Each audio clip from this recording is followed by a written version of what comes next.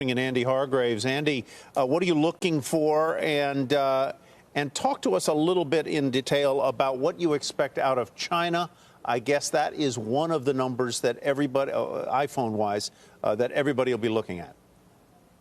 Yeah, I mean, to be honest, I'm expecting a fairly boring quarter, relative to certainly the fireworks we saw in December.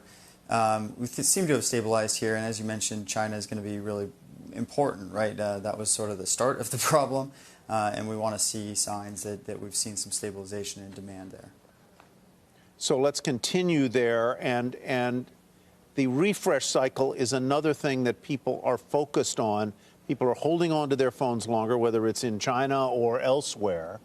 What do you see there, and what will it take to energize that refresh cycle? Is everybody going to wait for 5G phones? And if so, they may be, from Apple, waiting quite a while.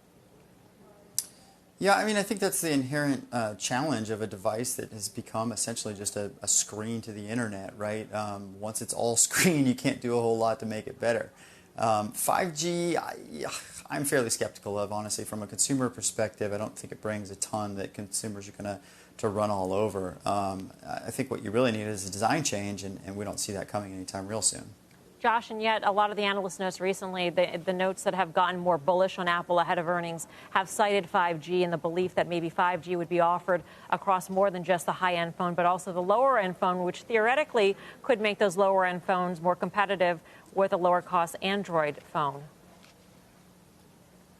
Yeah, so I mean, it's interesting, Melissa. You talk to any number of bulls who've come on our network, and you talk to them why they're optimistic. They don't really talk about the iPhone, right? They're muted expectations, to say the least, for iPhone sales and units. They're just not expecting a lot of bells and whistles for this cycle. To your point, yeah, I think there's more excitement perhaps about 2020 and 5G-enabled iPhones coming then. Of course, also interesting to think even longer term, Apple just did make that pretty consequential purchase there of Intel's modem business for $1 billion.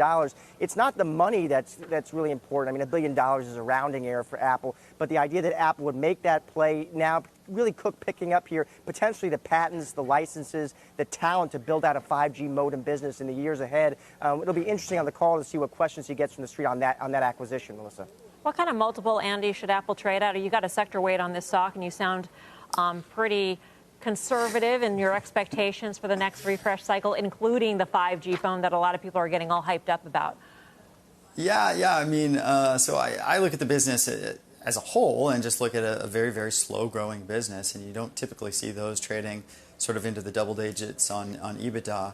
If you want to break it up and say it's a services business, I'm fine doing that to a certain extent. But even when we do that, it looks like the services business is trading at a premium to, say, Google and Facebook, similar type of businesses. And yeah, that seems at the high end of the range that it should trade at to me. Near-term risk-reward appears mediocre. That is real faint praise there, Andy.